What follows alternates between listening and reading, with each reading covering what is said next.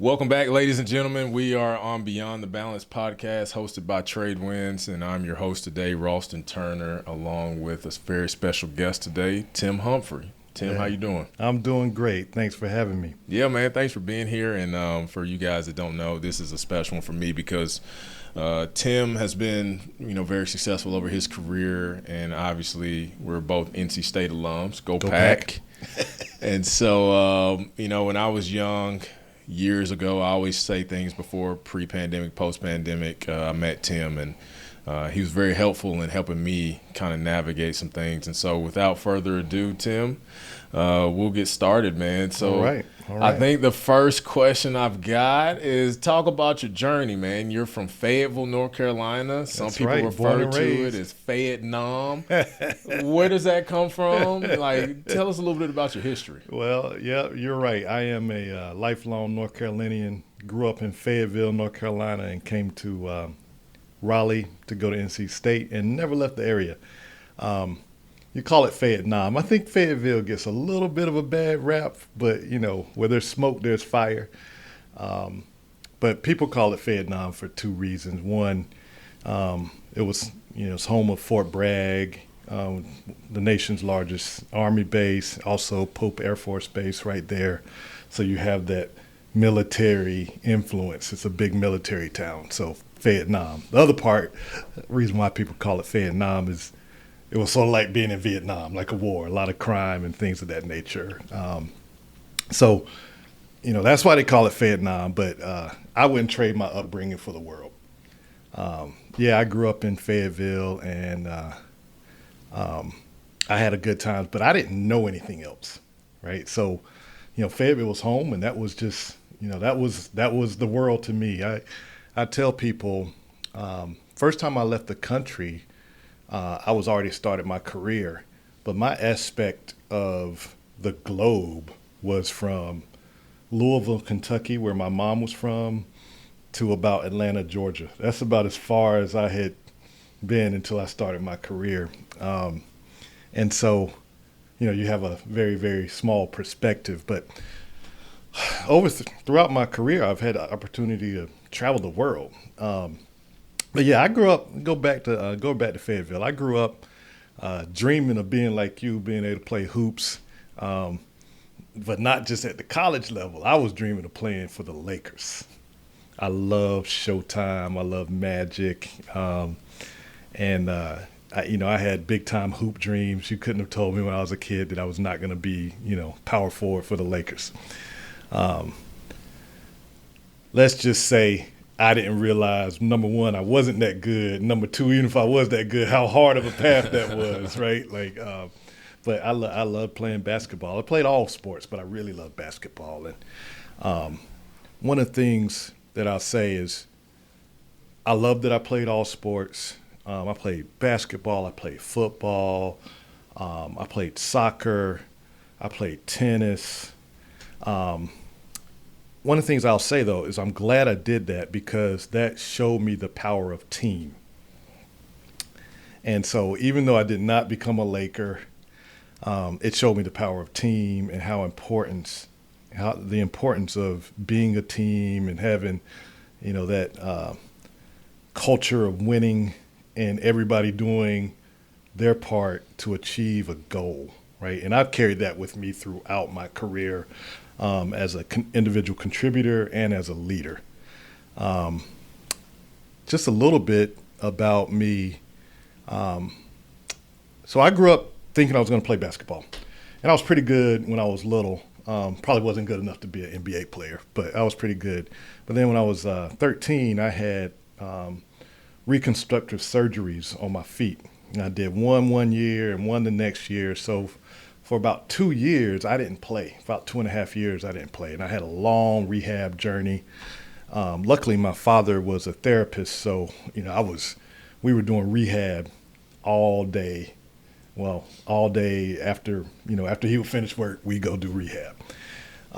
So I was able actually to come back and be able to play, but I was nowhere near as good as I was. And I was, by the way, if you stop playing basketball 13 to 15, that's when everybody gets good. So I got left behind. I did play in high school. I was able to come back and play, but I wasn't as good. And it was around that time. I'm really thankful. My school, we didn't have a ton of guidance counselors, but we did have one guidance counselor, and he gave me some great personal attention. And I didn't know what I was going to do because it was clear I wasn't going to be a big time basketball player. I mean, I wasn't even close to being the best high school basketball player. But he said to me, "Hey, you're good in math and science. Have you thought about being an engineer?" And I said, "That's all you think I can do is be a guy that drives the train?" And he said no, and he explained to me what an engineer was. I didn't know what an engineer was. I hadn't seen examples of engineers growing up in Fayetteville.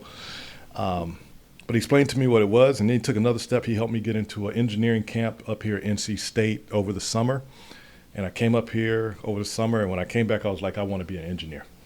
So I had access to understand what an engineer does and understand that's something that I could do. So that was it. So when I graduated, I came up here to NC State. Now, before we get into my career, while I was in school, I had a lot of little small individual scholarships that I applied for and got. And for the rest of the money that I needed to go to school, I worked. So I did about every job you could do while I was at NC State.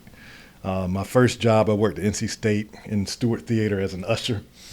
So, yeah, when you were probably trying to, get in free or whatever, I was one of those guys that people were trying to say, "Hey, I want to get in so I can see the show," or whatever. That was me. I was the usher there, and then by the time I graduated, the last 3 years there, I was the house manager. That was my first experience actually being in a leadership position.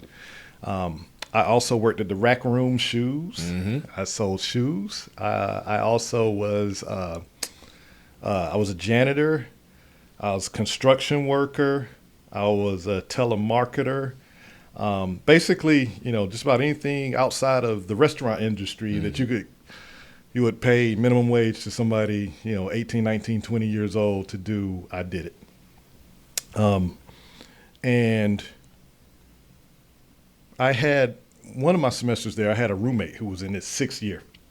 And one of the things I always tell people say, "Tim, you know a lot." And I say, "No, I just listen." And I feel like knowledge can be had from any source. So I listened. So I had a guy that was my roommate. And he said, "I know you're working all these,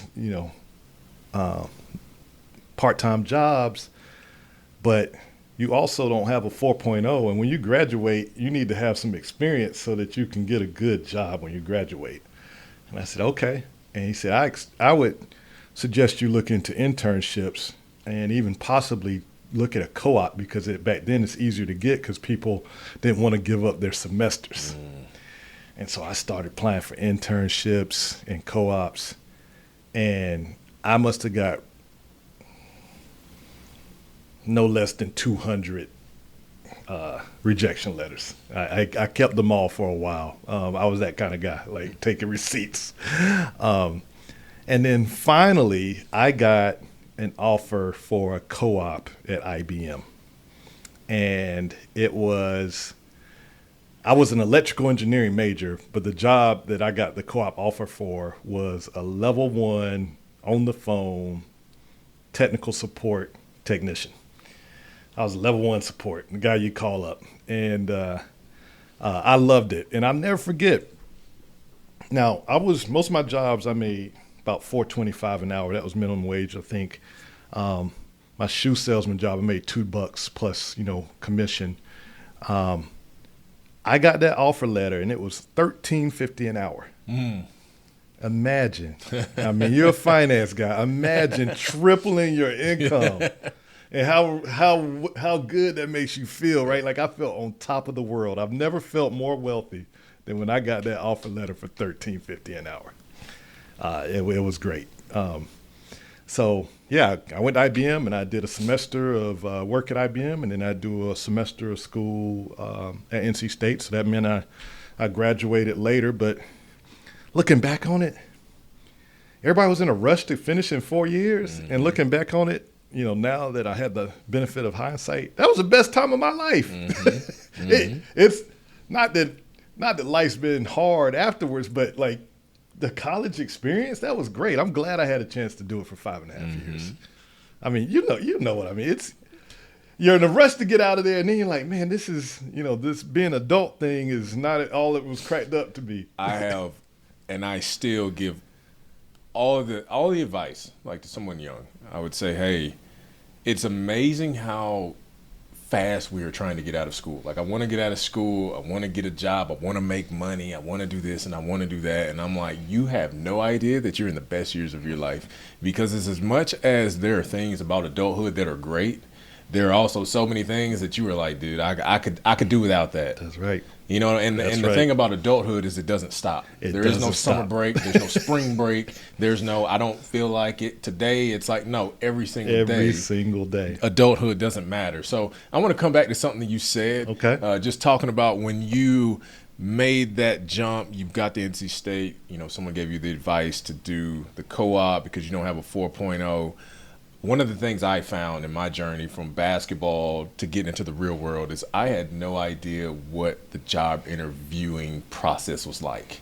And what I learned is I always thought, hey, you go to school, you graduate, you get a degree, job. You get a job. Yep. Like what do you mean you're searching for jobs? And so talk a little bit more about that just for some of the, younger folks. And like you look online and it says, hey, you need to have 5 years of experience. You need to have a bachelor's degree and, whatever else comes with that. So just talk about or give us some advice on, when you're in that stage, and especially somebody that's been in leadership, what can they do to set themselves up? Yeah. Well, I'll tell you, I think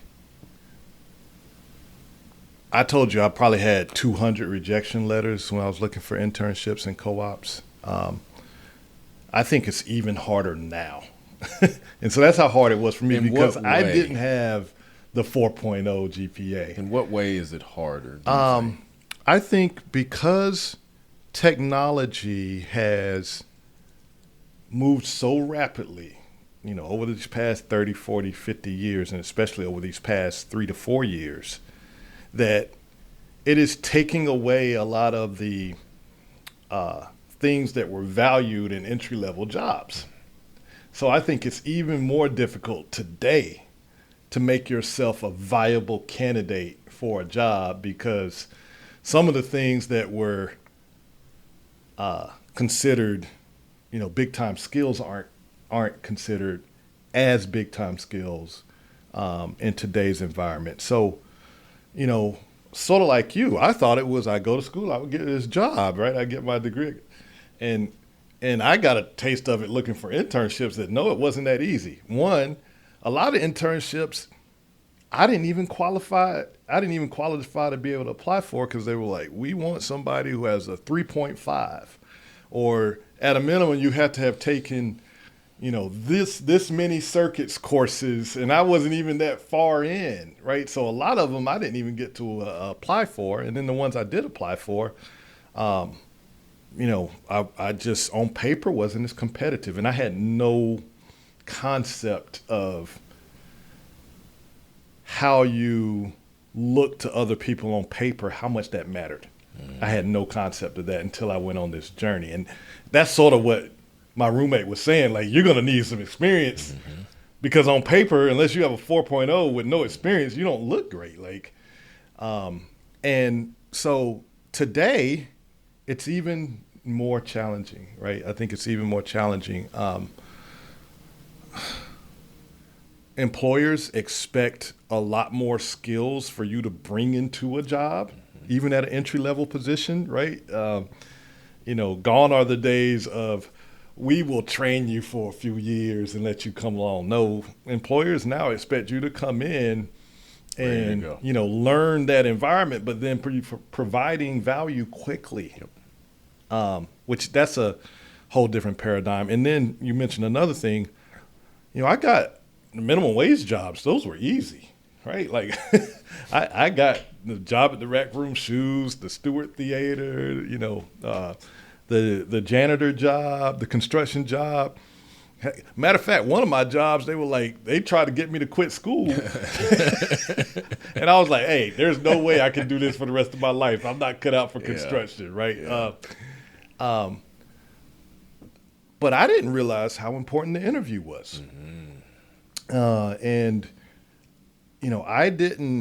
nobody taught me how to interview. So the few times I was getting interviews, I probably wasn't putting my best self forward because I didn't know how to. Right? I went into interviews, when I think about it back then, I went into interviews as question and answer. And that doesn't make you stand out amongst, say somebody's interviewing 8 people that day. If you're going to it with a question and answer, that doesn't make you stand out. I didn't understand the power of storytelling. I didn't understand the power of conversation. I didn't understand the power of being likable. I'm like, I answered the questions. Why didn't I get the job, right? Like, I answered the questions, and they're probably good. Now that I've done 1 million interviews over my career, I realize everybody can answer the question. Right? So those are some of the things that I didn't understand about the competition in the workforce to get these roles. But luckily I got the IBM role. And I got better over time, like with anything interviewing. I got the IBM role, and that taught me a lot. And the good thing about that role, I had to be on the phone talking to customers, and most of the time they're calling up because something's not working, so they're mad. So my communication skills improved, 1,000-fold taking that job. How to calm down a situation, how to deal with a stressful environment. I got so many lessons from that role that by the time I was coming around to my last semester or 2 and I was interviewing, I had pretty much everybody that I interviewed, I got the job offer for. But I didn't know. I had to learn. I had to go through it. I mean, in hindsight, I should have been reaching out to people saying, hey, help me do some mock interviews and critique me. But I didn't, you don't know what you don't know. So for someone like you that, wildly successful in that field, I mean, you started at IBM, had some time at Lenovo, went back to IBM. You just mentioned it. You started on the floor. You're the first line of defense. And then all of a sudden you go from that to over the years to being in a leadership position. Talk about the perspective you had as a leader in terms of how those experiences helped you. And just talk a little bit more about now in a leadership role. Like, what was the path like to get to that? And was that something that you always said, I want to be in a leadership role? Or how did that happen? Yeah, I actually ever since I knew basketball was not a reality, and the guidance counselor helped me understand what an engineer was, my goal was to be an engineer.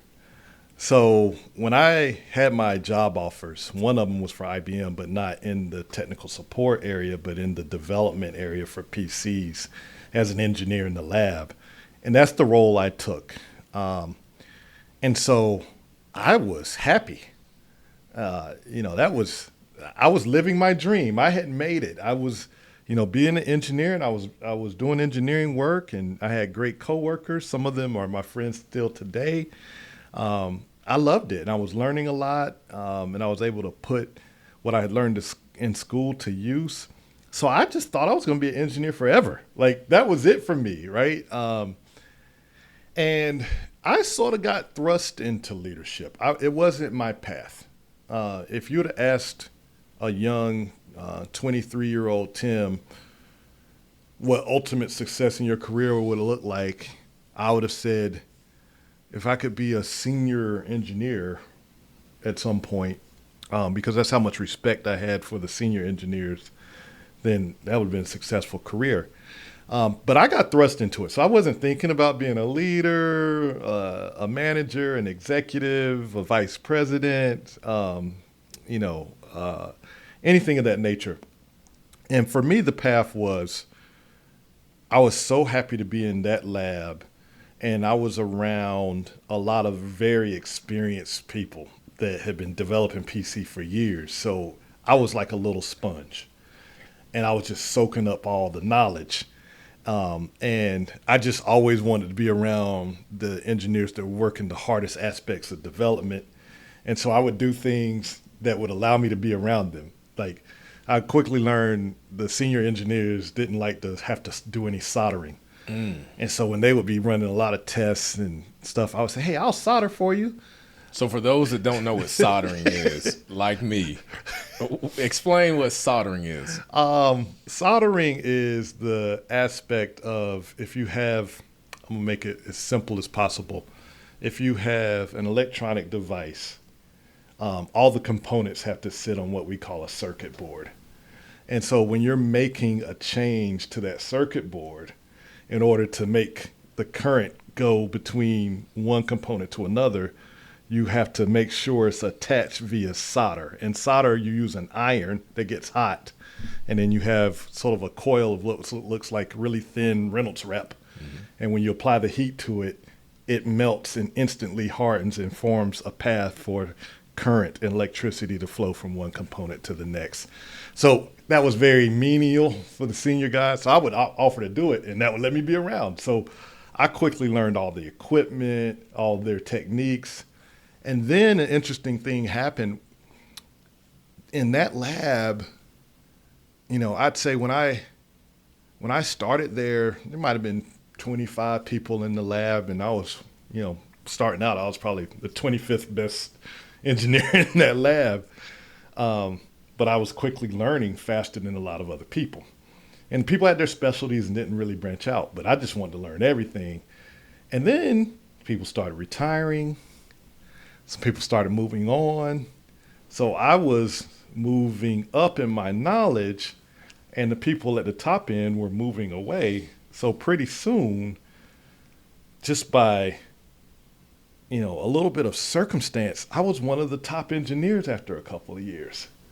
And I knew how to work all the equipment. And then we lost all of our lead engineers very rapidly. And they asked me to be the lead engineer. Mm. And they said, you're the only person that we have left that even knows how everything works. And so that was how I got my first leadership opportunity. I wasn't looking for it. I was happy being an engineer, but it was that constant quest for knowledge that made me ready for that position. So once I got to be the lead engineer in the lab, I was only 3 years into my career. Pretty young in IBM to be the lead after 3 years. And I started enjoying it, because then I was working with everybody and we're working through the hardest design elements, the hardest pieces of fixing problems. And I started enjoying that, working with everybody else in the lab. And I said, you know what, then I want to try to do this leadership thing. And so that's what made me say I want to grow my leadership skills once I got a taste of it. Yeah. And I think it's interesting too, for your perspective, right? Like, you weren't looking for it. No. And I think so many things in my life, and it's funny, I always say it's funny how life works, is, the one thing that you probably weren't looking for is the place that you needed to be. And I would say finance is like that for me, mm-hmm. right? Like, I was a basketball player. I always loved basketball. If you've asked me what I wanted to do with my life, I have no idea. Yeah. And all of a sudden I fell into finance, and it was something that I started to learn and grow and love. And now it's my occupation. Yeah. So for you as a leader, you've now found this love of, I want to help people. Obviously you're at a young age, and you've tell us, what were some of those challenges of being a young leader? Oh. And how did you navigate having to now be responsible for a lot of people and not just yourself? Yeah. So I was a leader. I was the technical lead for 3 years before I got my first management role. And then once I got my management role and was actually leading teams, it was challenging, right? There were people that were on my teams that had been working for IBM longer than I had been living. And so, one of the things that served me well early on in my leadership journey was just like my academic journey, my sports journey. Learn, learn, learn, learn, learn, learn. And I, did the same thing when I became a leader. I didn't assume I knew everything just because my title changed. I found good mentors that would help me. And I had somebody give me some of the greatest management advice when I got my first management job. So they said, Tim, think about you've done a lot. Think about every leader, supervisor you've been around and the things they did and how it made you feel. Think about the bad and the good. And the bad ones, don't do that. And the good ones, amplify that. How can you take it to the next level? So that's what I did, right? Like I just literally, tried to learn from people and didn't focus on my age, right? I didn't focus on, hey, I'm young and those types of things. I just focused on, here's the mission. Here's what I need to learn how to do. I was always asking for help. My mentors around that time got my first management job, they probably got sick of me because I was always like, ooh, here's the situation. I need some help. I don't know exactly what to do. I'm thinking about this and that. And, here's what I tell people. There's so many people around that are willing to help you, but you have to reach out. And luckily I had no shyness about reaching out. Mm-hmm. And so I had a lot of help. And so I learned the lessons of what it means to be a good leader. And I learned those quickly, and that helped me continue to grow. Mm-hmm. Because I didn't start off with bad leadership habits. I took all those good things that I already knew and had seen, and I tried to replicate those. And then every time things would come up, I went to people that I thought were really good leaders and asked them for help, and they gave me help. So I built a good foundation of, how to be a leader from my past. I read a lot of books on leadership. And then, when I got in situations, I asked people for help. And that really propelled me, through my career. And when I talk about leaders, I'm even going back to like some of my little league coaches. Some of the best. Some of my little league coaches, right, that, made you do it over.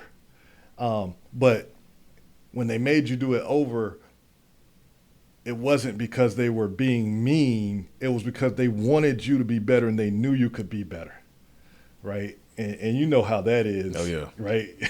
And you know what that does for somebody, right? Yeah. Like, the type of energy that gives you. And that was what I wanted to bring, right? Like, I knew I had people that were really, really good and experienced. How can I help them get to another level? Well, some of them, they needed my knowledge. Some of them didn't. They just needed to feel they were in a good environment. They needed to feel supported. So I just try to make sure I tailored my approach and didn't have this one size fits all for everybody, just like in sports, right? Yep. Like, I'll use this example. You played basketball. You remember the first time we tried to do left-hand layups? Yeah, if you painful. were right-handed. Painful. Oh, man, right? Like, it was terrible. Yeah. It was terrible, right? But there was always one or two people that just, the first time they got it. Yeah. But for the most part, nobody else could do the off-handed layup. Mm-hmm. Same thing, with careers and work, right? Like some aspects of it, people pick up and they've got it real quick. Other people, not so fast. Yep. But eventually you can get there, right? Mm-hmm. And, eventually doing the left-hand layup was easy, mm-hmm. But it was very hard at first. So, mm-hmm. That was my approach. And I had the opportunity to do management, leadership roles, executive roles in so many different aspects of technology and business that I would have never thought, right? Like I thought I would be in engineering my whole career, but I did hardware development, software development, testing, battery technology, supply chain, mergers and acquisitions, sales support, data, analytics, AI. all because I was always willing to go learn the next thing, Mm-hmm. and I was never afraid to ask for help. I think that's important.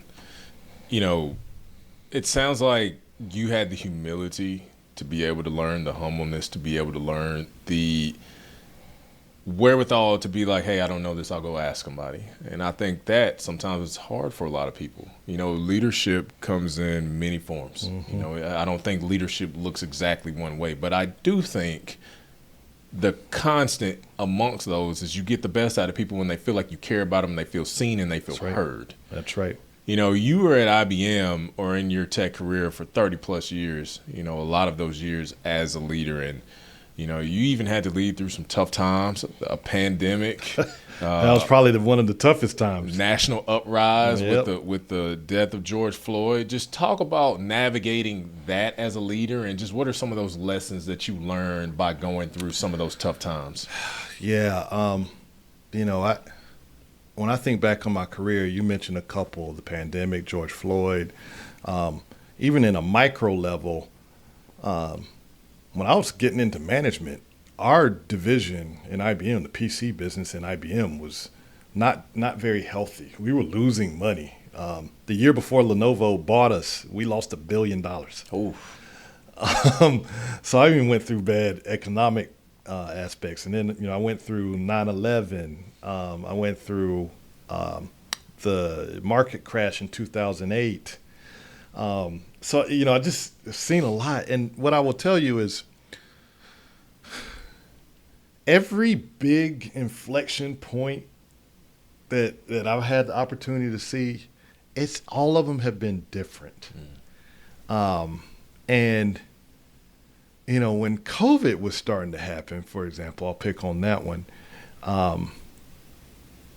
You know, man, really not knowing what was going to happen, and it wasn't a playbook for what to do, was probably one of the most difficult times as a leader, because I'm like, people are counting on you for answers and you just don't know.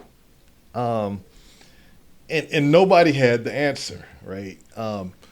So I would say,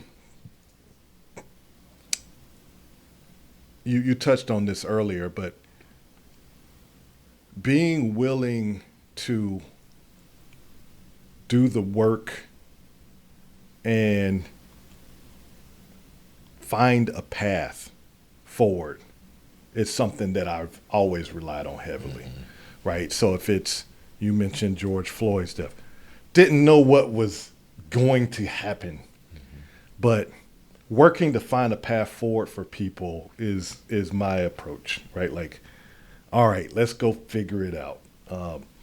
If nobody has the answer, we got to go define the answer. How do we get information to help us do that? What do we need to, experiments that we need to run? And then, oh, by the way, the other thing, when all these big crises happens, understand that at the end of the day, they may be an employee, but there's a person under there, and everybody's processing and dealing with things in a different way. I'll never forget one of the early leadership lessons I had. One of my really top guys, they don't teach you this in management school, and IBM had some really good management schools, but I'll never forget, early on my first management job, one of my top guys came to me, and it was the hardest discussion I think I ever had as a manager. And it wasn't I had to fire him. It wasn't I was laying him off or not giving him a raise or tell him he needed to do something or his performance wasn't up to par. It was his wife had stage 4 cancer. I didn't know what to do. I didn't know what to say.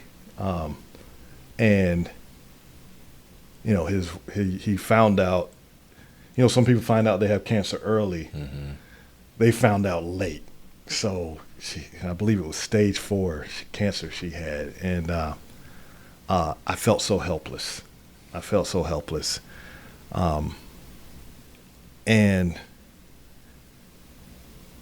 you know, at that moment, he wasn't my top employee. He was just a human who was struggling. And I think a good leader understands that you may not have the answers for people, but sometimes you just need to let people know that you're there for them. And because I didn't have an answer for, there was nothing in the leadership handbook or training that, what do you do when somebody tells you their wife that they dearly love and they've been together for, I think, 30 years, has stage 4 cancer, right? There's no playbook for that. So, that made me learn real quickly. Yeah, you're leading a team of employees.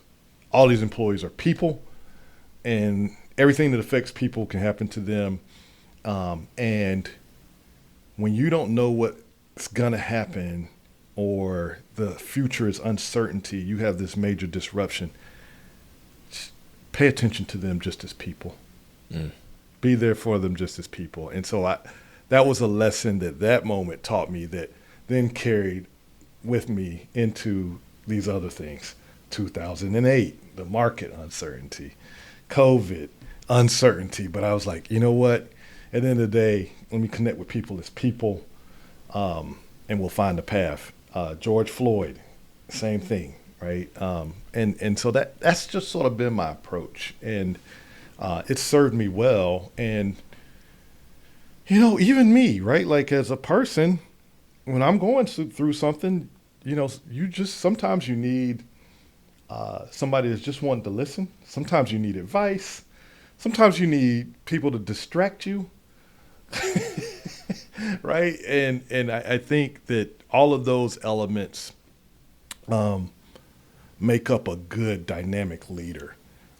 So I learned that one lesson that I carried through all those times. And then two, when I think about good leaders, the coach that used to pick me up from practice because we couldn't get there, right? Like that's not part of teaching basketball, but man, did you not want to do well for that coach because he picked you up, right? So all of those things and all of those lessons just helped me through these uncertain times. And I got to tell you, because I would go home at night and like, what is going to happen? I don't know, right? You feel so uncertain, but then you go back to, okay, nobody knows and everybody's people, and let's fall back on that. I think one of the other things is leadership. And, for me, and especially being a coach, is transparency. To your point, as a leader, you don't always have the answers, and you're not always right about everything. But I think when the people that you lead feel like you're uncertain and they can feel that uncertainty from you, I think that's when they get themselves in a little bit of trouble. And I think, part of, being a leader is being transparent with everyone, even if you don't know. It's like, hey, Tim is our leader. And he doesn't know, but he's going to help us figure it out. And he's not going to leave our side. So no matter what, like we're in this together and we're going to figure it out. Right. And I think like the example you told just about the cancer, I can't imagine being in your shoes and sitting there. And I'm just going to guess that when he came into your office, like you didn't know what he was going to talk about. Clue. I thought we were going to talk about whatever project we were working on. So out of 10 things that you thought this conversation was about to do, and he drops that on you, and it's all of a sudden just an immediate pivot. Like in that situation, he's probably like, I just need you right now. Yeah. I to your point, you mentioned it, right? Like I think every leader has been in a situation where they're not the leader and somebody else is the leader, right? So to your point, you don't always expect leader to be able to say A plus B plus C and this will happen, right? Like you don't expect a leader to have the magic wand or the crystal ball. But man, you expect the leader to help you define the path forward, right? A coach can't tell you before the game what the score is going to be. But when something unexpected happens, you're looking for the coach. What do we need to do to adjust? And this might not work, but okay, well, we try this and then we're going to pivot. And you're looking for the coach for the direction to try to get you to the goal. And I think that's important, right? Like I think the lessons that I got from sports just really shaped my leadership journey, right? Because as these times that we've talked about, I didn't know. I didn't know, and there wasn't an answer, and there wasn't even call up my mentors what's going to happen. Like nobody could tell you what was going to happen, but you had to be comfortable in that situation, right? Nobody wants the coach to be like, I'm panicked on the sideline. I don't. Should we call timeout? Like, Yep. right? Like, so, you know, you want to not necessarily show that you know exactly what the path forward is and you know what's going to happen, but you do want to show people that we're here and we're going to get through this, right? We might be down by 20 points and, we're going to make some adjustments. And it's the same thing in life, in business and leadership. Like, that's the thing that has stayed with me. And, I'm so thankful I had a foundation in team-based sports, because I didn't learn that in high school and classroom. When I learned biology, I learned biology. When I learned chemistry, I learned chemistry. All these lessons were taught outside the classroom. Mm-hmm.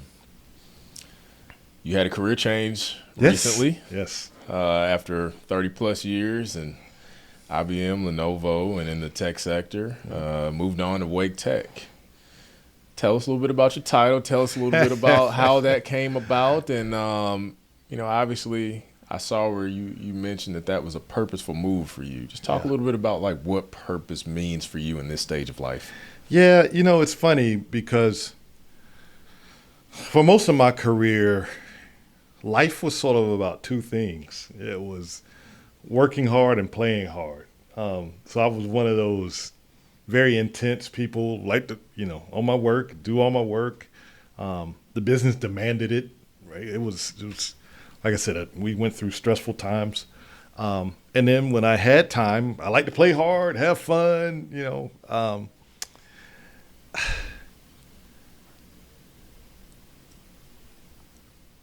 As I became more successful in my leadership journey, I did get more opportunities to give back to the community. And, my mom was an educator, so I sort of have that in my blood, I guess, a little bit. So I started doing more and more things in the world of education. Even at work, I started being, as I got to more senior positions, somebody that could, set up partnerships with institutions. And as I got into that, I knew what education did for me in my life. And then as you start to see more examples, as I started to work with nonprofit organizations and see what education did for people, my love for education started to grow, right? And I had a really strong career. I wouldn't change anything about my career, but I wanted to have.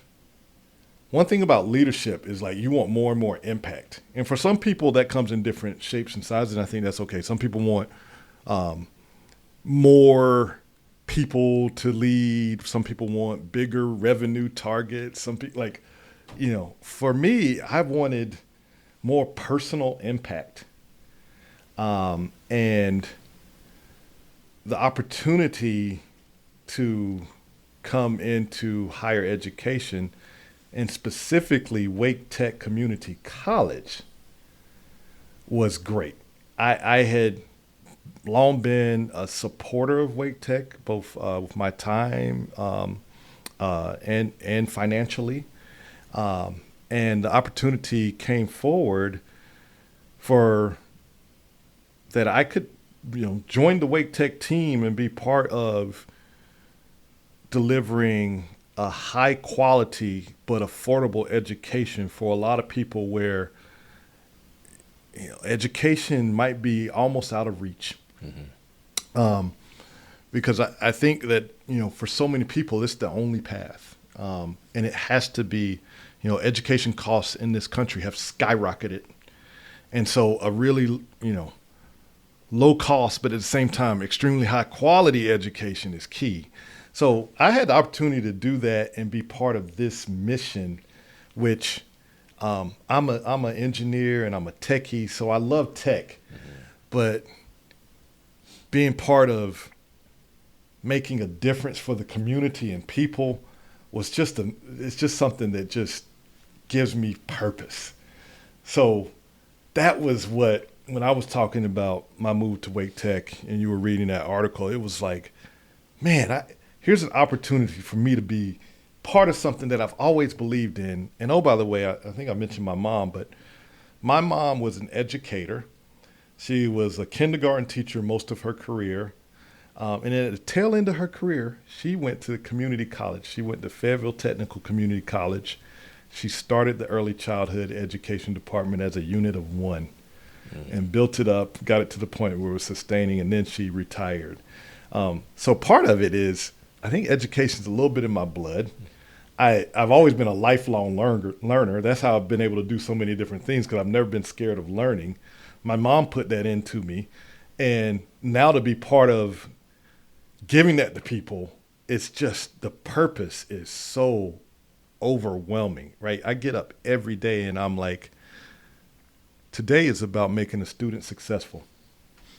And that is just a mission that just lights my heart up and makes me on fire, right? I am, people have said, man, Tim, I've always thought you were a high energy person, but now like you seem, people that know me for a while, like you seem on fire. And it's almost like when I first got that job working in the lab, I tell people the excitement I feel now is similar to when I first got, like, I couldn't believe I'm here. I'm in the lab at IBM developing PCs around all these smart people. Same thing now.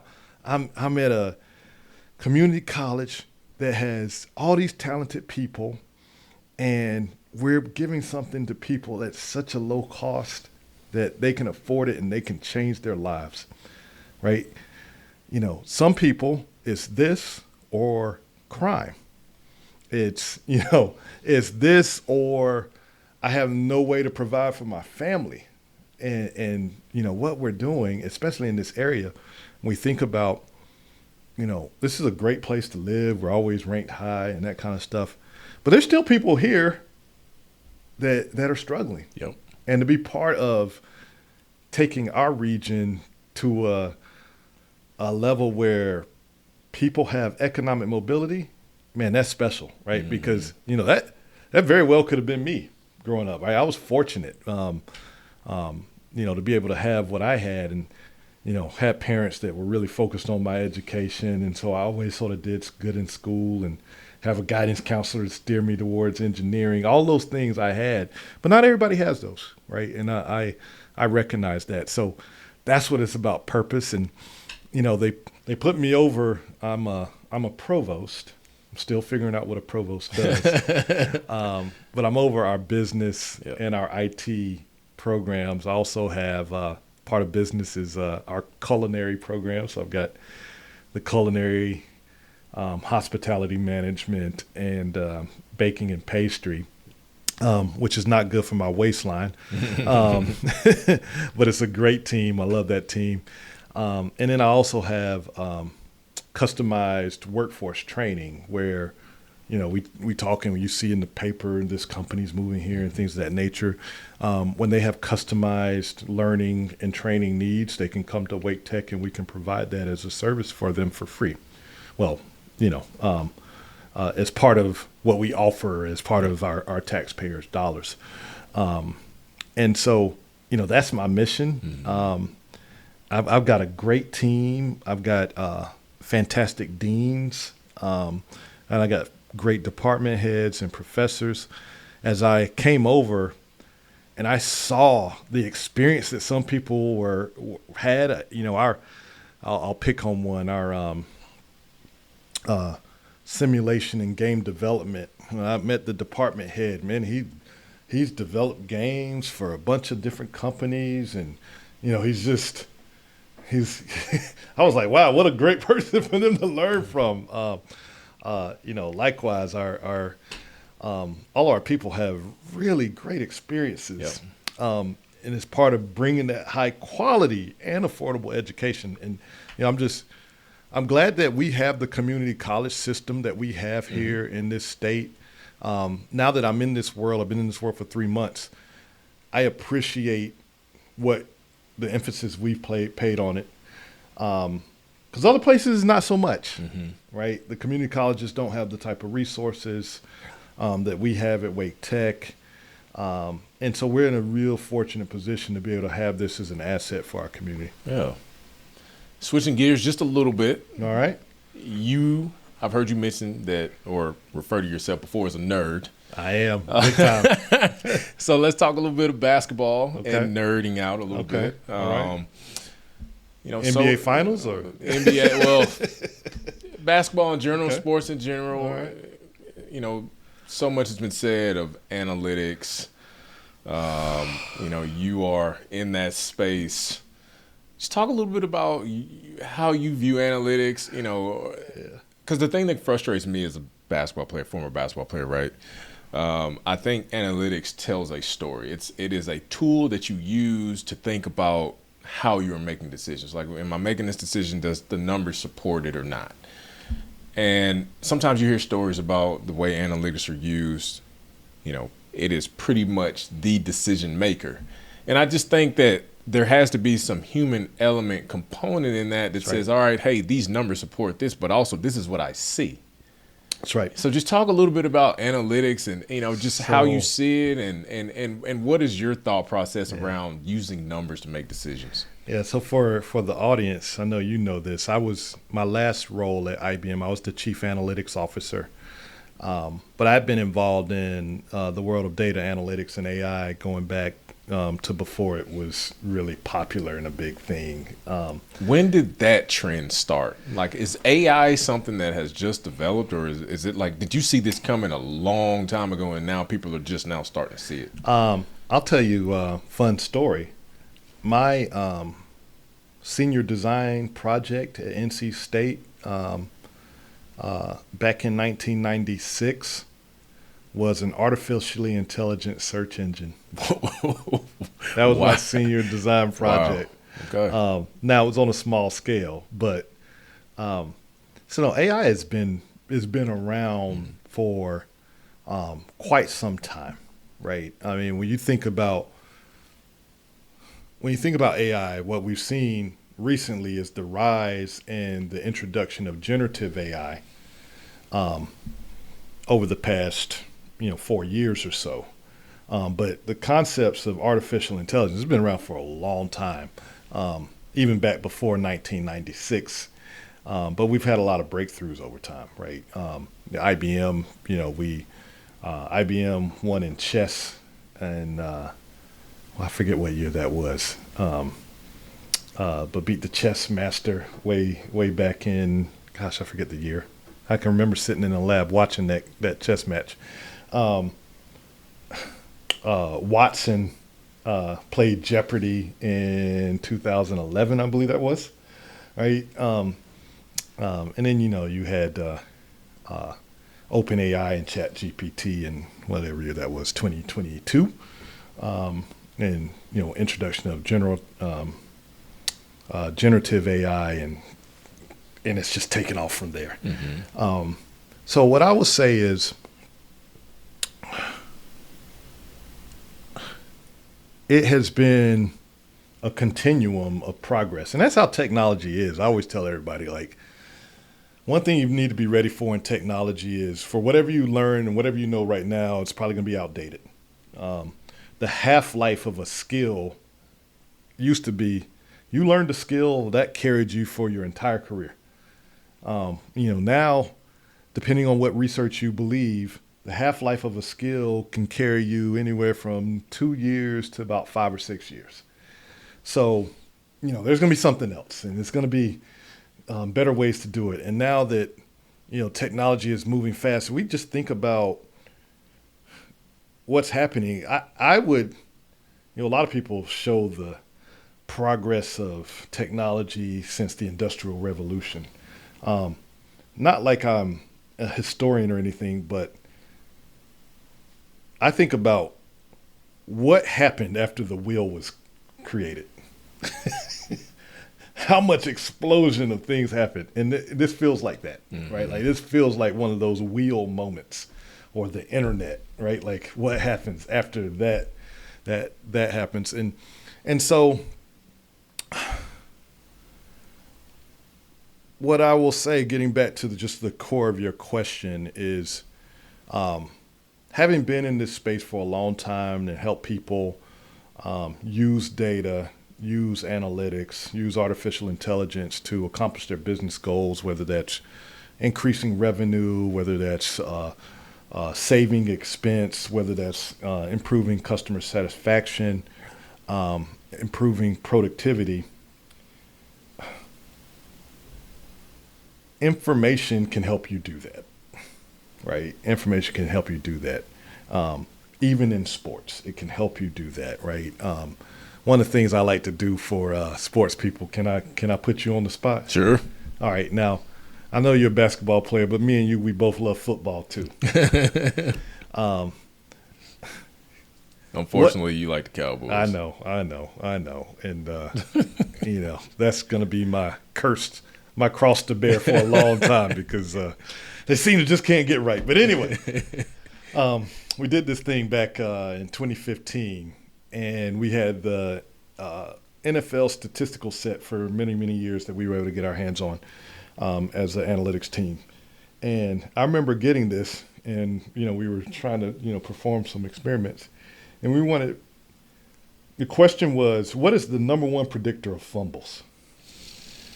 If you had a set of data, all the data that the NFL could provide you. And I think I know everything about football. Like I played football and I watched football and I'm a fan. And I was like, oh, clearly going down the track of the weather is going to be the biggest predictor, right? Like we can drill in and understand when we had precipitation. I bet, that's going to be the biggest predictor. I was certain of it. Do you think I was right or wrong? Wrong. I was wrong. I was dead wrong. Seems too obvious. But that's what my mind said, right? But that's not what the data said. Yeah. What did the data say? The data said it was the number of receptions that is the biggest predictor of fumbles. So for a running back, how many times you carry the ball, does that mean by a certain amount of carries you're due for a fumble? No, receptions, a pass. I caught a pass. Ah. So here's what our bias. And when the team crawled through that, and that's what they told me, I was like, no, you're wrong. I still didn't want to believe them. But then once I put my biases aside, what I learned, right, because we all have biases, what I learned is a running back's job is to carry the football. Sure. So when he fumbles, we're like, oh, that's terrible. Right? He's supposed to carry the football. He's not supposed to fumble. He might only fumble once every 3-4 games. So he might go 80, 90 carries without fumbling the football. When a skinny receiver like Ralston goes across the middle and catches the ball, and a big 275-pound guy like Tim Humphrey hits you, you're like, oh, poor Ralston. So in your mind, you don't see it as bad that you fumbled. Because you caught the ball. You just caught the ball and you exposed your ribs and whatever. So I share that story because I do think that there's value in insights that are derived from data. And that was a big one. So what that would tell you is, man, if I want to reduce turnovers, I need to focus on after-catch ball security. Right? Like if I really want to reduce turnovers, that's where I need to really, really focus if I'm a coach. Your natural tendency would have been running backs, hit them at the ball while they're running, which is good. You want your running backs, but running backs have big, strong hands, right? I mean, they got big, strong arms. For the most part, some of them have some fumbling problems. For most part, statistically, they're pretty good. But when you catch the ball in the open field, you're not. And you're running with it this way, and you're not running with it high and tight. So I share that story because I do believe in the power of insights from data. But I'm going to share the opposite story. There's a quote that I found when I first got into the world of data science that I used to put on our internal messaging platform as my status. Mm-hmm. Some people put, their job hours or whatever, or their title. For me, I put, it was a quote, "If you torture the data long enough, it will confess to anything." Ah, that's a good one. I like that. So while I believe in the power of insights drawn from data, I do believe that you can make the data tell you things that you just want to hear, even though it might not make sense. Right? So give us an example. The example, let's go to basketball. Yep. This is one of the things that bothers me sometimes when I'm watching basketball. The data would say a 3-point shot is a good shot to take, right? You get an extra point, right? And if you can shoot it, above about 35, 36%, like you could, then it's always a good shot. However, that's if you're just looking at what's a good shot without context. And now, what I will tell you is, and if I've got the lane on a break, my layup is 99%. I'm 99% to make that layup or slam dunk. Right? So I ask the data, if I ask for insights around what's a good shot given a choice and the circumstance of the game, that layup is probably most times during the game is going to be the better shot. So, yeah, of course, now, if you're down and there's a minute or two left, that changes it. But, this is one of those things that, sometimes I see people give up the easy shot for the difficult shot because analysts say we should bomb away for 3. Well, analysts is really just saying, in all, that's a very productive shot. But it's also not accounting for, am I feeling good? Am I feeling confident? So many outliers that Right. It's not also telling us. Where am I at on the court? Yeah. Right? You played in some stadiums. As a dead-eye shooter, the stadium matters, right? You're on some of these elevated stadiums where the things that, then your angles, that all of that matters. And so what I have always believed, even though I'm the biggest data nerd and an engineer and believe in the power of analytics and insights from data, I hold a belief that man or human plus machine, science, information, technology, put those things together, you get the best outcome. Mm-hmm. Right? To your point. Well, right now, Ralston ain't got it tonight. His girlfriend broke up with him yesterday, so his shot's just off. Mm-hmm. As a human, I know that. It's not in the data. Mm-hmm. But as a human, I saw you shoot around and you didn't have your same energy. So, we're going to focus on the mid-range and the layup for Ralston today because, you had the confidence. His girl broke up with him. Yeah. So that's where I think sometimes people go too far. And you can't rely solely on human. Human intuition would have told you, work on the running back and, in rain, get better gloves. And, that was my human intuition. But machine, information, science really said, no, it's really about receptions if you really want to bring it down. So human was wrong. Same way on the flip side. Sometimes the data's going to be wrong. Basketball, no, you got to focus on some on the human. And as a basketball player, sometimes that hoop feels very big. Yes, it does. And that changes things too. Yes, it when does. That hoop feels very big, that changes things. And then there's sometimes you're like, man, you just don't have it. And that hoop feels very small. It feels like the little hoop at the state fairgrounds that's actually like this, but the ball doesn't even hardly fit in it. Don't tell all their secrets. Us tall people, we could see because you can sort of see the angle over. You're like, wait a second, the hoop ain't round. Yeah, imagine being a shooter like myself going to the fair and you're like, hey. Wait a second. There's no way I can't make a single shot. That's right. That's right. Wait a second. Right? It's not round. Yeah. Yeah. That's interesting insight, man. Yeah. And I think a lot of times, to your point, there's always a human element. There's always a computer element. You know, I think about to a time when I was playing and I had a bum knee. I still played through it, but I had a bum knee. Mm-hmm. Shots not falling. People are like, oh, you know, he's just not making shots. It's like, man, have you ever tried shooting on one leg and you can't feel the other leg? Yep. Now, you still got to go out there. You got to make the shot. I get it, understand it, trying to win the game. But it's just like, dude, there's so many things going on that a number can't tell you. Yeah. And it's interesting, though, just what the numbers do tell you sometimes, too. It's like, oh, like, for example, after receptions. Now that you sat there and you break that down to me, I can visualize it and kind of see it a little bit. Like, That's okay, right. yeah, that makes total sense.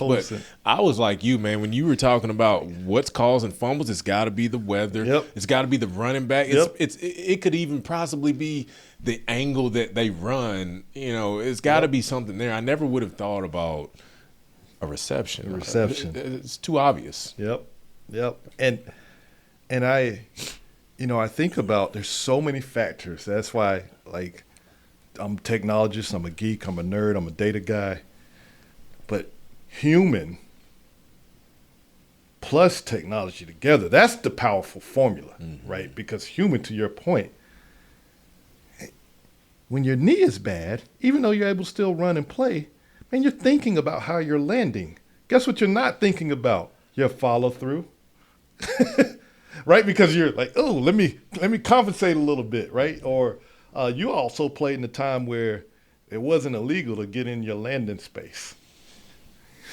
You know, that's illegal now. That's a penalty. But back then it was, you know, so if somebody done that to you a couple of times in the game, you're aware. A contested shot, you're not quite focused, right? Yeah. And I say these things for the record, audience. I was a terrible shooter. But I played with some great shooters, and I know their mentality, right? Like you know when they've got it, and like I said, you know when the basket feels big for them. So, you know, you got it. If what I would like the audience to just take away is human and technology together generally will produce a greater outcome than either one of them. I love that. Last question I got for you. All right. NBA Finals, who we got? All right. So we talked about the Cowboys. I'm a longtime Lakers fan. Yep. So I'll say that. The Lakers are not in it, so, you know, I'm just watching it from the love of the game. But I've got to say, I really hope New York wins. Yeah. I just feel like, you know, not having my favorite team in it, I feel like New York winning just would be good for basketball. Yeah. Right? Like Madison Square Garden. The Mecca. Right. Like it's just, that is where basketball, like that's the heart of basketball. And they haven't won it in so long. I would love to see them win it. So that story speaks to me. Also, you know, the Jalen Brunson story speaks to me, right? Like just overcoming the odds and, you know, it's just, his story speaks to me. So I hope, I'm cheering for New York. Now, I love the story of San Antonio too. They've got an alien on their team. Some guy flew in from Mars that's 7'6" and as long as the court. Yes. And then they've got a bunch of exciting young talented guys that are probably going to dominate the league forever. So like their story fascinates me, but I would love to see, you know, Knicks fans get one. Yeah. Because I think it would be a great story. So yeah. I'm cheering for the Knicks, but if the Spurs win, it won't be like I'm mad, and it'd be good to see that team that's probably I don't know. I don't know if they're one of the youngest teams.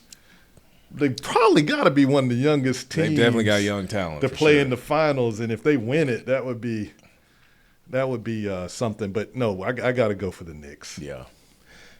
My pick was the Spurs. Okay. Only because of Wembanyama. I'm like you. I'm a Lakers fan, so I don't really have a dog in the fight. But I just think Wemby, and I mean the way he played against OKC, like just walking away from that series, I'm like, man, that momentum right now is just on an upward trajectory. Yeah. But I'll also agree with you too on the New York side, and I don't know if you watched. I'm sure you watched the game last night. I was just sitting there, and I just kept thinking about something that has nothing to do with the game, but they kept putting the camera on the fans, and it was like, man, you can tell how much this means to New York. It does. And they said it had been 26 years since the last time they've been to the finals, and I mean, I played in Madison Square Garden, and I mean, it's widely considered as the mecca of basketball, and it is definitely a bucket list thing for you to go to not only a playoff game, but if they're fortunate enough to make it to the finals, and you can make that happen, you should go. But you got two organizations that, one is historical, the mecca of basketball, and then you've got the San Antonio Spurs championship pedigree. They've been there before. They do it the right way. You've got two communities that rally behind their team. And look, I know the Brooklyn Nets are around, but that's a New York Knicks. You know what I mean? Yeah. So it's all about the Knicks, right? Like, it is all about the Knicks. Yeah. So I'm hoping. I'm cheering for them. How many games? 6, 7, 5, 4? I'm gonna go Knicks in 6. Knicks in 6. I just think that rhymes, and that's why I'm picking it. No, it wouldn't surprise me if this series went 7, but I like the sound of Knicks in 6. It's catchy. Okay, I'm gonna hold you to that. All right, Tim. Well, hey, man, thanks for being a guest today on Beyond the Balance, man. I really appreciate you coming through, and for some of me personally, I just appreciate the way you've always shown up for me, and so. Look forward to connecting with you again soon. All right. But in the meantime, if you ever need anything, you always know where to find me. Hey, thanks for having me on. It's been a blast, and if you ever want to have me back in the future, I'm glad to join. And just as a big shout out to you, it's been energizing for me too to watch your journey, to watch your growth. I didn't know you when you were playing, but to watch you when you were playing, and then to watch you, grow as a leader, as a family man, as a financial guru. It's just been impressive, man. So keep at it. I really appreciate that, man. Thank you so much. All right.